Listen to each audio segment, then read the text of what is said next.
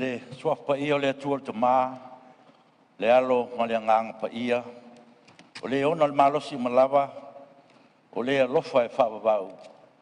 O no le pule au au i le lolangi i eile le atua na o ia. E a fio i me umalava, ma o le pulenga e whaongaina e tangata anu, ma le Palemene o Samoa, i tu tonu o tua oi ni whaasino ina mai tu la fono le atua, o se tofi pa ia tu wha solo, tātou te talo. Lo mātou atua si siri se, mātou te whatanisia i le nganga o le loto mau lalo lau pule whaito tas. Ina ia toifo lau whaunga mana i lunga o le nei Palemene. Whaatonu mai oe na ia tonu ai a mātou whelafo inga. Mo le whaasisiri ina o lau lava vi inga. Ma le soifua lau le leo tangata anu o Samoa. Lo mātou ta mai o le langi. Ia pa ia lau suafa. Ia o mai lau malo.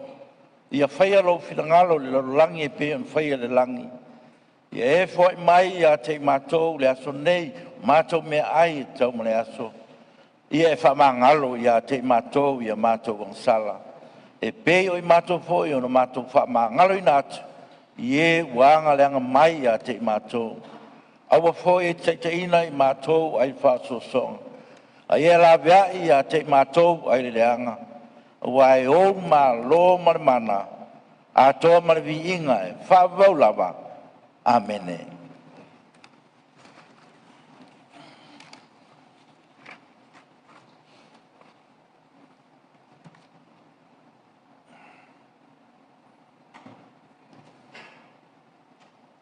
Baftai.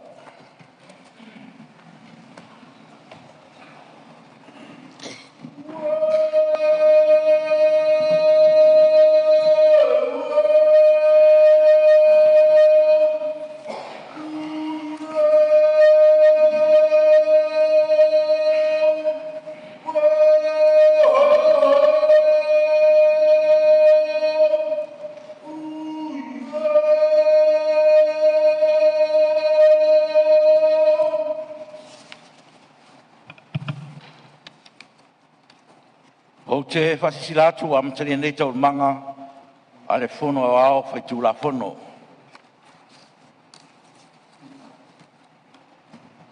A wā e leo sa sae po sifo po le vau e iei maunga. A le tua na te whamasino ina. A maua loina le tasi o ia fwoi na te whae ina i lunga le tasi. A wā o lo i le ao le li le ipu. Ua mumu fo le waina, ua tumu le waina filongia. O le mtautia le nā ma le sisili ese o le atua lo whaavaya i Samoa. O le atua whaivabenga. O le atua o le ola. O ia lava, o le ola fau ma le tae o fau. Ma le malama lewa, tātou toi poto ai ma o ta whonu nei. Tā lofa, e le tu le moe, e le moe lava o ia. E leo leo, e pui mai pēr o nā lofa, ina nei ma pewa o lo tātou vai le ala. O le atua lava ia, o le soifua, e soifua lava pēr. E au e lava o no tātou toi whafo i atu vi inga i ate ia le nei tai au. Ina ua ia anga le lei pēr, wafu ai le nei tai au manuia, i lo o tau langi mamā, ma le soifua whafawina.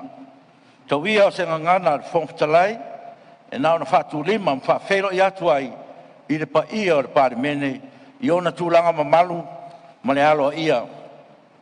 A mamalu foi, ma sae le vea, e le popo, e le solo foi i sa ngana, o le a whata lolo, ia i le usonga, e le lato whatu a inga tausi. Le pa ia foi o sao dato maota nei tai au, sui mtanga wenga manisi o le tunu o tato mafuta, whata lo whatu, ma lor soifua manuia. Lau sila whafong tapo e mai Samoa, i o tūlanga whaalupe lupeina, e iai ni tatununga, o lo oanga le lei pēr lo tātu utua, ma lo soifua manuia, ma lo le langi mamā, tapo e maia, ma le manuia.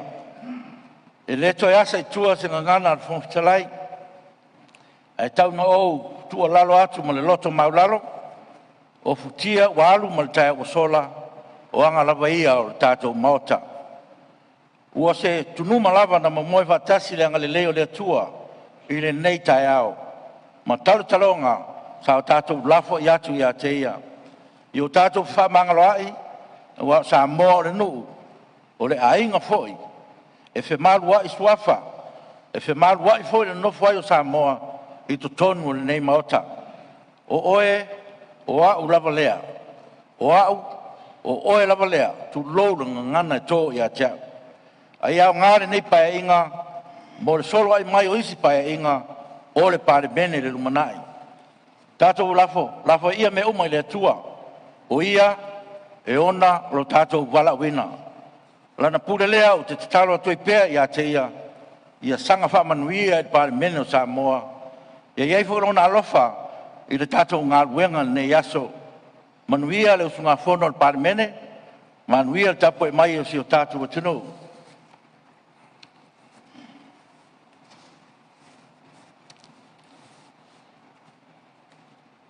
Ngā luenga o le aso tau malo. Lo whionga whangwhitalai, Mose Avanoa. Ia, taruai o le tātou pepa ngā luenga, ia e wilea, ia, tot pela Avanoa lau whionga minsta. Ia, whawhitai tele, mo le Avanoa. Whataro whatfoi lau whionga i le whangwhitalai, ia, whapea foi le malumalu pa ia o tātou Palemene nei tai au. Tātou vi ia le lofa le tua o le ua. Mai tawina le taitai mai o roto so i fuala rei.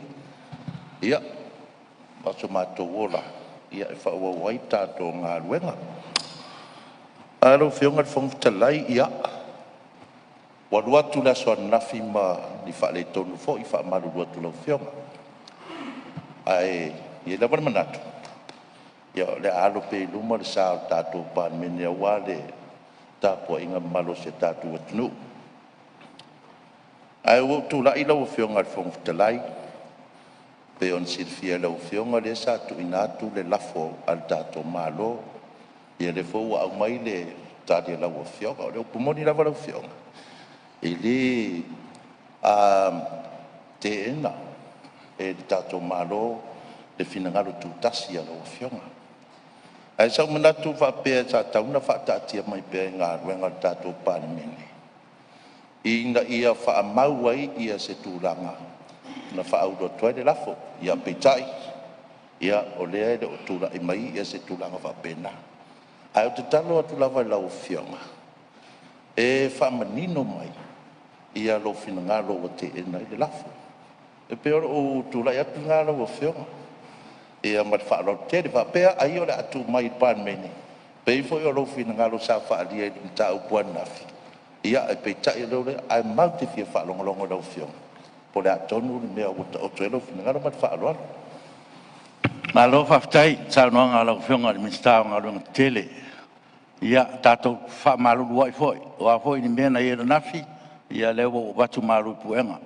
Tātou whati e ia mea i nuu le ai nā. Tātou wa tai le tunu na tofi mai.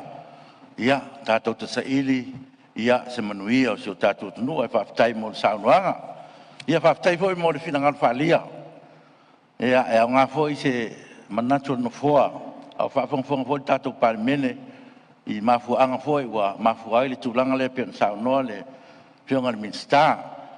Ia, o le na toitu ina mai le aso nafi le lafo, lo sei nia mai e minsta o ngā luenga pa pia hon minsta o pa msinonga. Ia ole ano liu lavo le lafo, mo si le fia le Palemene. Ole le whaatutuina o le whongwhitalai, ma le sui whongwhitalai. Ai whaavae i le vaenga whasuru iwa, ma le 5 suruwaru o le whaavae. Ia, ole ano liu le nā o le lafo na tuina mai. A se sila lau tō whionga le vaenga whasuru iwa o le whaavae, o lo manino ina o le whiriwhiria ina o le whongwhitalai. E le o iai se tūlanga whapena o se le whaatutua ina o le whongwhitalai le vaenga whasuru iwa. E whapena fo i le 5 suruwaru. E le o iai fo i se tūlanga whapena e ono au mai ai se whatangana le whaavae, e ono whaatuina ai se lafo mo le whaatutua ina o le whongwhitalai, ma le sui whongwhitalai. E se mei e lua, e le fo le maramara mo le tātou Palemene. E se mei e lua, o lafo ia na mai atu nei. O le le whaatuatuina o le kapeneta. O lo manino lava I tono o le whawae, torsu tolu, pui lua, pui pi. Manino in express words, no confidence in the cabinet. Express words. Lala na lena, whai e tātou lafo I lua na mai atu nei. A ole se lafo, o se le whaatuatuina o le whongtalai, masui whongtalai, I to tono o tātou tu lafo na whawae. Ma tu lafo tu maul maota. Ia o leo te wha maru lua tu ai. O le wha vai na se wha unga poi wa batu. E le whongtalai. Ia mo le pui alaba. O le no fua o tātou atunu. Ia e peo no o sa whai atu ai. Nei se tu lou. Mafu angal na. E tō wha malia ia la. Lau whionga le minsta ma le malo o tātou kapeneta. Malo o tātou maota. Ia o anga ia matu ma. Ia le lava o tātou asiasi ima ia tūlanga. Ai tātou wha moi le atua. Le atua lava na tutofi o tō whionga. Ia walava le teita ingo le maota. Ia walava tātou ngā luenga whai o lo tā pena mai tātou ngā luenga. Ia walava. Ia wha ngā solonga ma lo tātou wala uina. O le nganga le man whaaloalo lau whionga mista ngā luenga. Wha maru lua tu foi. Ia ile tūlanga wa watuai se. Ia ale tūlanga le nāe wha manino tuai. Mana ngang whaaloalo. Ia, whaftai le ua manino le whato whala inga lau whionga. Ia, ona e tolu a mātou lafo le malo wa te ena whamole lau whionga. Ia, sau no manino loa, e te ena uma lafo ia lau whionga ma le whaaloalo. Wa o le tau te tala noa I tua ia tātua fitusia inga. Ai mana ia lau wale alo ia I tono le Palemene ma le whaaloalo. Ia, e whai te fo ili na fo o ngā tono tātou pepa o ngā ruenga. Mea nau te wha maru luot fo I lau whionga le minsta. Ia e lau tono pepa o tātou ngā ruenga. Ia e al manatu. Ia le lava o tātou fitusia I tua atu le Palemene. Ia nau a watu se nganga. Ma le nganga whaaloalo lau whionga le minsta. Pa te tele lava mo lau whina ngaro malama. Lau whionga le whongwhitalai. Se awanoa whamole. Ia se tūlai mai lau whionga le sui Palemia. Ua ua saunuanga lau whionga I le nei matau. Ua tele fo Aso o white nai lau whionga ia me se fo alafu o tui nati. Pau te tula I atu le nei tai au e whaisina tala tau na whapula te isi vaenga o tula whono. Ono leo saunua manino lava lau whionga. E le aini tula whono. E ono au mai ai se mata upu whapea e to tonu o le. Malia lau whionga sui Palemia. Ia, e leo se whare whamasino le maotu nei o le maotu le Palemene le tunu whamalu lu atu. Leo te malamalama le loutula I mai whaalo ia. A leo o talno atu I lau whionga sui Palemia. O leo whai atu le whai unga le whongwhitalai tātou mali lie. Io e whamalu lu atu le tūlanga na le pena e tau whai mai. Ia o leo whai atu le whai unga le whoa. Tele tātou ngā luenga I e whiwhai. Whataltali le tunu. Ia, malia lau whionga. E mana o mia so ua wanoa se whai atuai sa tala. O lewa whai atu le whai unga no whoa. O le na saini mai a le whionga le minsta I le lafo. Ia whapea fo I le minsta o whamsino. O le tūlanga Lau na. whionga, o leo manino na tali mai matuina mai lau whai unga I le poa na po. Fotoa o maua le whai unga lea la tāle se fururua na po. Malie sui Palemia. O lewa Malie sui Palemia. Malie mai. Malie mai. Umana tu watu le silafo. Malie. Whai lau tusi o le fono. O le lafo lea lau whionga. O lo wha manino tuai vaenga o le tūla fono. O a fianga o lau whionga le mata upu le nei. E le lei o le tatua ngai no I le lafo lea. Lau whionga le whongwhitalai. Na tatou Ia mo se awanoa whamulmole. E whai le lei se tatou tala. Le ana o le pule o le tūla fono. Ia, malie. O le Palemene. O le whai atu. Lau whionga sui Palemia. Malie lau whai atu no whoa. E pēo no whai atu e le se whamasinoanga le mea le o le Palemene le. Leo whai atu le whai unga. Ai mari lie, o le anga I ngā luenga pēn whatulai mo le aso nei. Lau whionga le whongwhitalai. E whai ano o siri atu lau whionga. Malie, lau whionga le. Pe na e ta pā se finangalo o le loia siri. E winga I mta upule nei. E ala no o tula I atu. Ona le fata o matfoi le tatou mta o kulava ya so. Na tapai le finangalo lo sili lima ta inai la fionga tatou uma. O le kele fa le kongu nga diali mai tono le mauta le nei. I lo palota ai le ai sau palota tau la palota. Ya, malie le Al mefa pea. Malie le tai le tua. Atali. Malie Ana ko savali lo fa. Malie la fionga. Ona ta watu le yate oe. Malie. Ma ko kele fa ko ko ko foi oe. Malie mai. Ya, wa tai wa ese foi manat. Ya wa roi foi ian fo ia ese foi tu nga wala le wa fatu tu mai no fo ayo to fina ngalo mali di ole ta wo le lo yesili ia o lo ia lava le lo ia fa pitoa ale fon ftalai ole lo yesili e fito ton lava al palmia mal cabinet o tu langa la allo lo fionga le ala fina ngalo lo si o lo ia ole wo fa ya tu fai o fai na le wo fa tu ai Ona fionga le fon fetalai te to fama dia lo fionga. Malie super mi. Ona o mau. Malie lo fionga super mi. O le o fauta ina o fionga in the doctrine of necessity. E ao ai ona mai le mataupu te tonu o Palemene nei e fai ai le fai unga al Palemene. O to so fono. Ia e leo se bele ala o fionga. O le na ia yo ia fete nai. O le o fai atu le. La o fionga le fon fetalai. Lo ava no fono do la super mi. Ya, lo ava no fam sinonga pa fina ngado ye. Leo fai atu fai. Leo fai atu fai unga. La o fionga le fon fetalai ia to tai pe lo fina ngalo. Ia mbawale ngango le tu to tai ai o me fau manei o tatu mai tai. Fionga sa tu la ia tu mo. Ia lava pe la un sai la o fionga le fon. Ya, te tu la mai par via. Faftai lo fionga le fon fetalai. Ia aton fo I ua tulanga ese fo I tatou amitanga o nei aso ai o te tarusanga pea ia whatoto al tatou whasoa ina ia vai fo I o le manino o lo finangano ia ai whapea fo I o na fola atu se tau fi o kabineta rau fionga I fong fitarai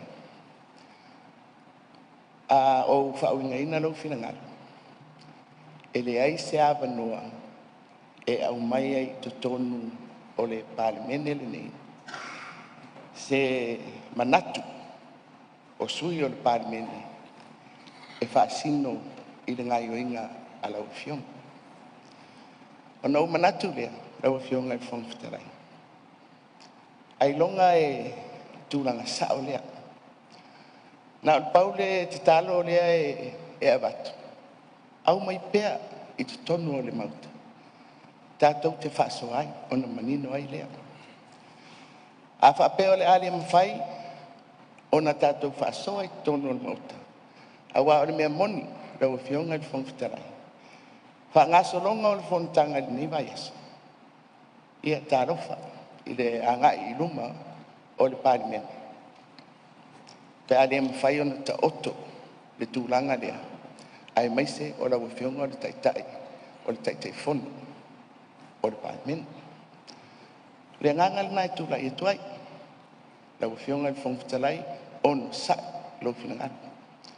E whainga tā fo I onai, o le mta upo e whaasino I ate oe. Ma le tūlanga la nai e a mai ai le fisili. Ono o le mta upo ua whaasino I ate oe. Wale ma whailava o na alofia lo te ena. A o le ale au wala, e wha o atuai, se langona, se manatu, o se mau, a sui o le Palemene. I lau fionga ma le whatau tainga o lau ngāruenga. E pupu alu sili, lau fionga. Pe ua iei lau fina ngalo. E le sao whanga, po le ale au wala, I tu tonu o le mauta nei. E o atuai sa mātou upu.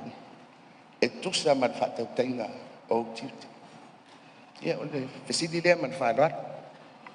Ia, malo, whaptai. Te tula mai sui o ngai pamango tonu. Mātou te asua tu pēr vai malu I fuenga ia whai marie lo fina ngalo. E le na o se fofonga fetalai na o leitu ma leitu o le no fo le vai ngol Palemene. O le matou tiuti o le lalango atu e pui pui whai unga. E wha tonu fo lau e le Palemene nei. O mawai anu ananafi. Le ua e sao noa o tātou tatalo maua le ngangol wha whilango lango mai. Tātou fo i tua. Tātou fo i luma e whaile ngā luenga. Alal tai au nei. Ua a mai lau whai unga lau o fionga. O ai la sesi whai unga tātou te wha tonu fo lau ai. E la vai muri tai me umai tūlanga le wha vai. Leo mato i lo le la fo le ua mai. O le la so e wha sanga i lau o fionga. O whea le wha vai o le malo. O iai se mea le wha vai o le malo. O iai se pesili wha pea. E pesili ngi ai le a vese o le fonga fetalai ma le sui fonga fetalai. E le ai.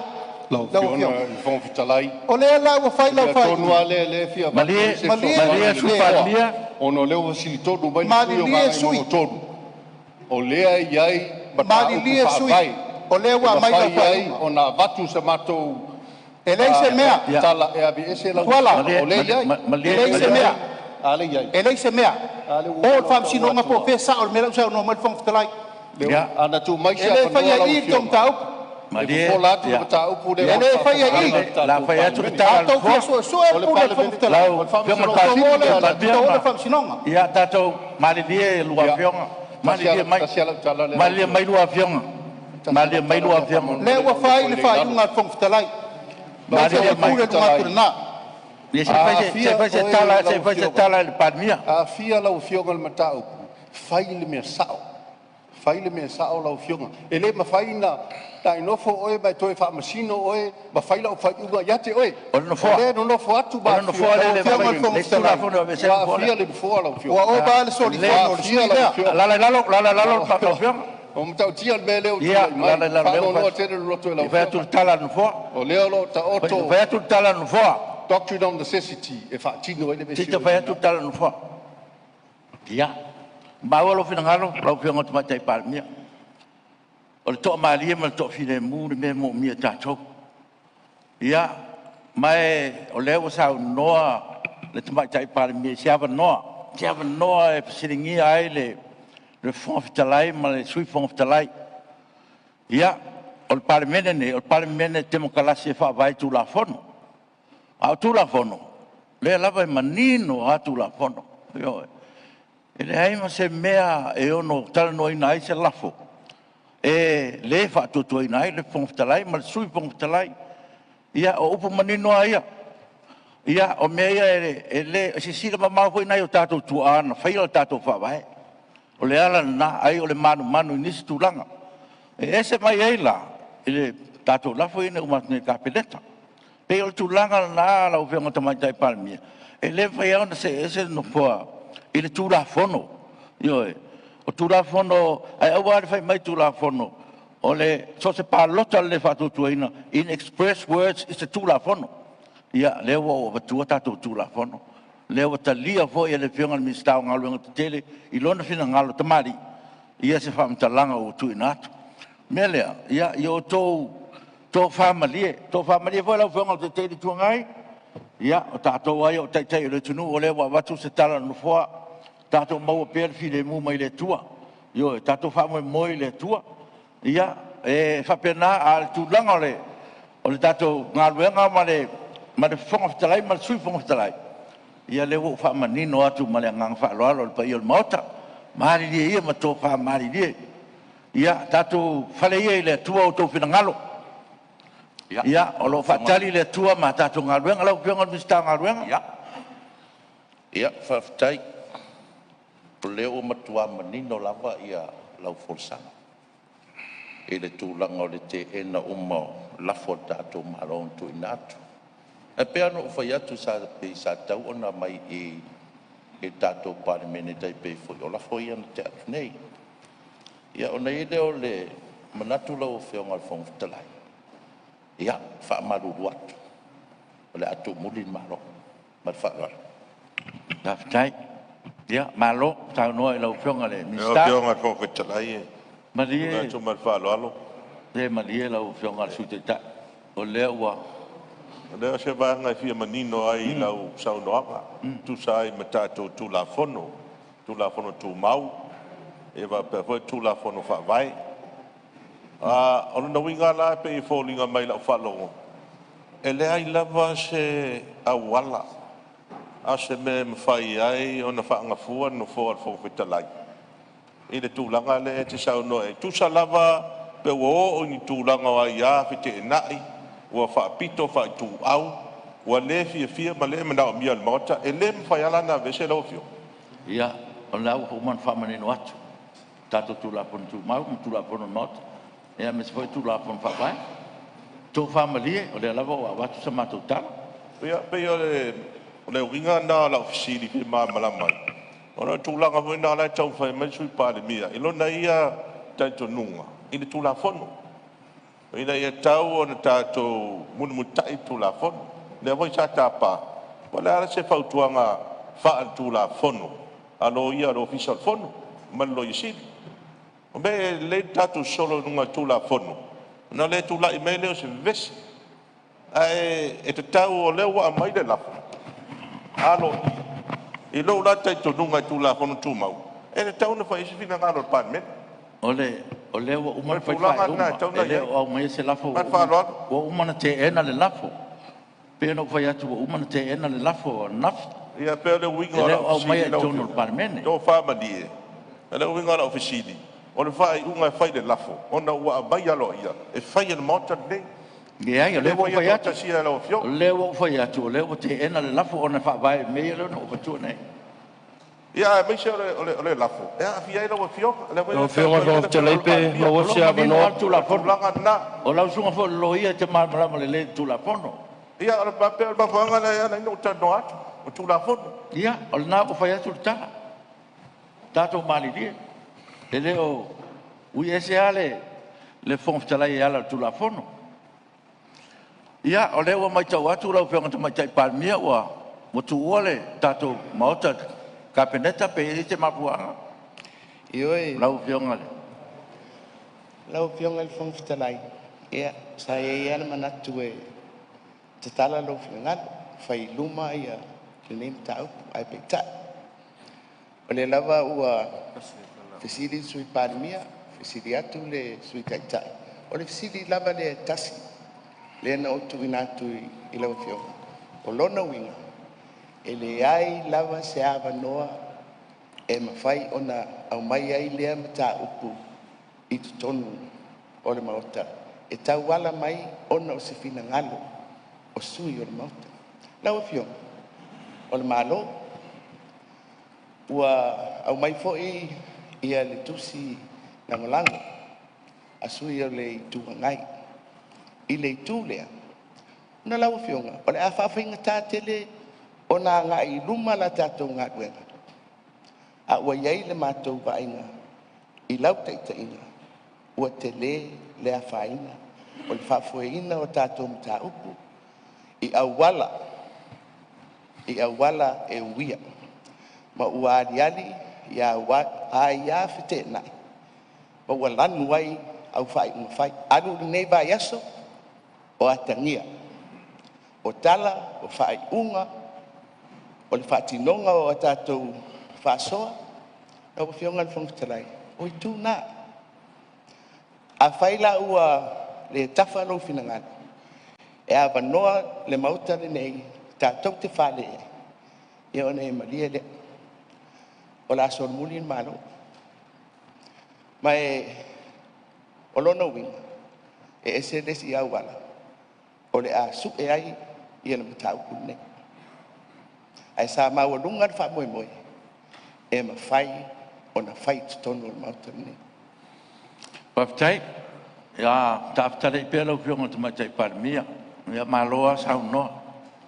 Ya o le fina ngalo la valeo la fionga mal kapeneta.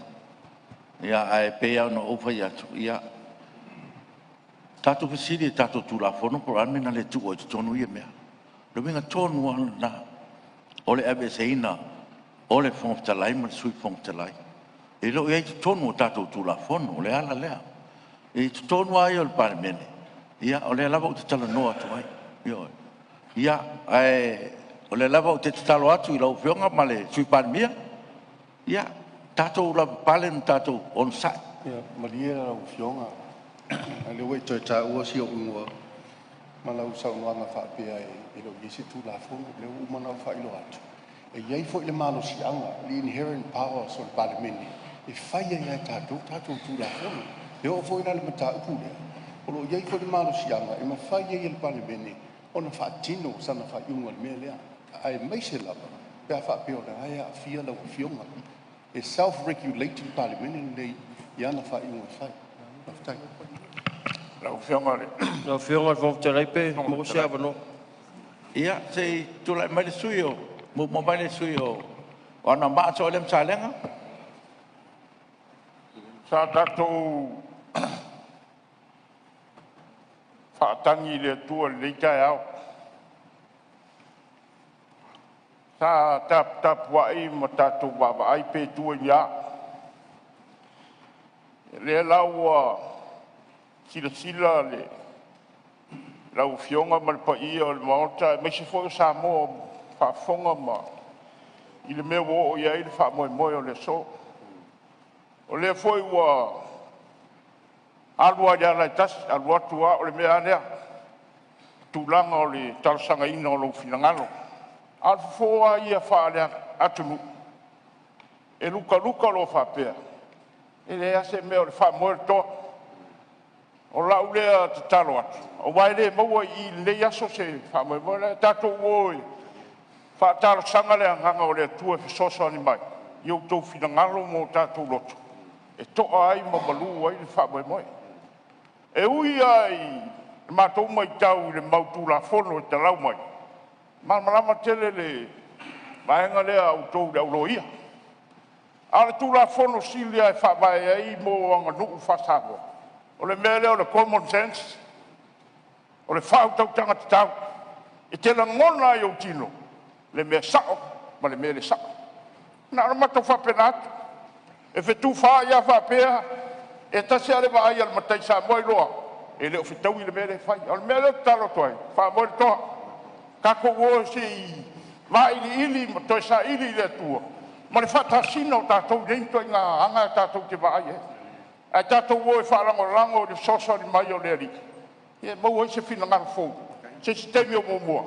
Ia e whanga solonga wenga tātou maro la e tapu e mesa moa. O le mātou le talo atu ma le nganga whalolo. Lau whionga le. Whionga le Fonotaga. Mali lau whionga te tele tonga. Se tuatu la mno ona, tuatu e lau whionga. E lava o le mātou tau mwhai atu te musola. Ia toa pēr le tai, ia mamaua lau whina ngalo o wā le toi o sofai fo i o le tai au le nei. O mea ia wa tutupu le tai au le nei, o mea wa umana whau e o mai e whai. Sila, e le mātango fia le tu lai ese o le mālo. Winga ia, winga le mā whau, ma le matau lea i le whinofoa al Palemene. Lewa e sao noa manino lava lau a whionga le Fonotaga. E te whatanga ina tuen... Lewa e sao noa. Le te tono al maut. Lewa e sao noa au stai sui al Palemene. O lava noa lava sui mamai. Ioe. Au stai le mewa e sao noa mai. E on whaingo fia lo lea. E loa i lo tūlanga. E ta i lau a whionga le Fonotaga. Ia leo bai tau watu. O mea wo umana fua e o whai e lau a whionga tai au nei. Lau whionga le Ona wha pēleo se tala. Ia wai pina ngalo leo lufi. Moe le toa. Tula i atu e... Tātou tolo pō. Ia ia se tei. So au tai tātou tau nei. Ia la whetia se tala no fua. Le ma whai wo umana tātou vai tai au nei o whau me ia. Angai Palemene Samoa.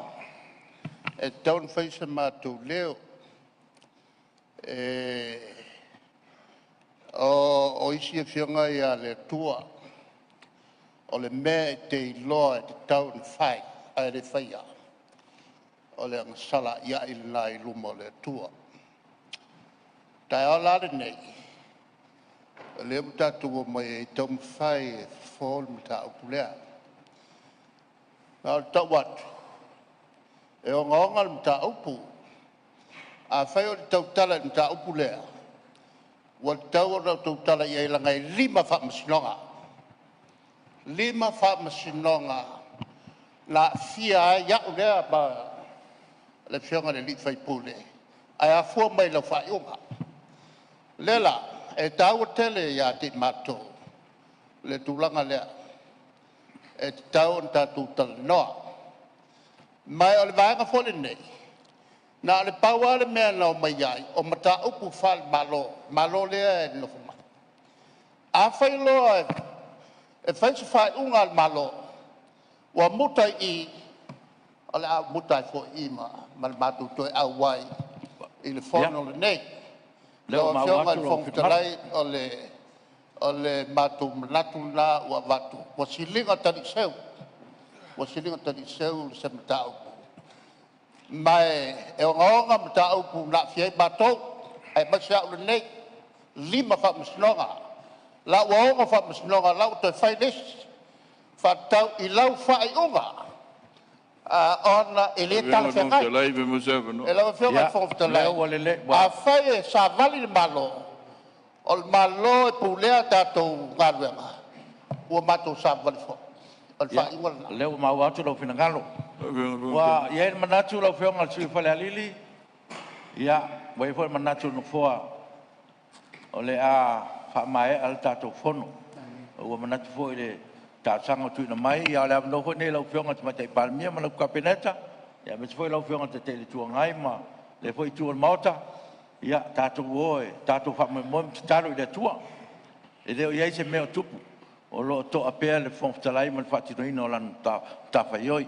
mele ia o ia le manat fa pena ia ole a tatia tatou ngaluenga se sui ngamaria nei meu tatou tu lai mai ia ole fo sa no la fionga te mai tai pa mia ia isi au wala talatu ia le a tatia tu pe la fionga te mai tai pa mia ma la kapeneta ia le tulanga lea malie le sui o sa lenga numero tasi tanu me ai le o ma wa tu lo fingal ia aton tonu foi le mo e toa ai ola no o fatu ina tu se la fo ado ia ma lo tato Fonotaga se ia se aso ia ma wai fo ile ava no pe ia tato te faso ma so ala pule tu ia ma tato te ta pena mai I se aso fo ina ma fa ina de sui palmia o le sili po la a tadia le lafo le tato malolo o e fina ngara esa no mani yoe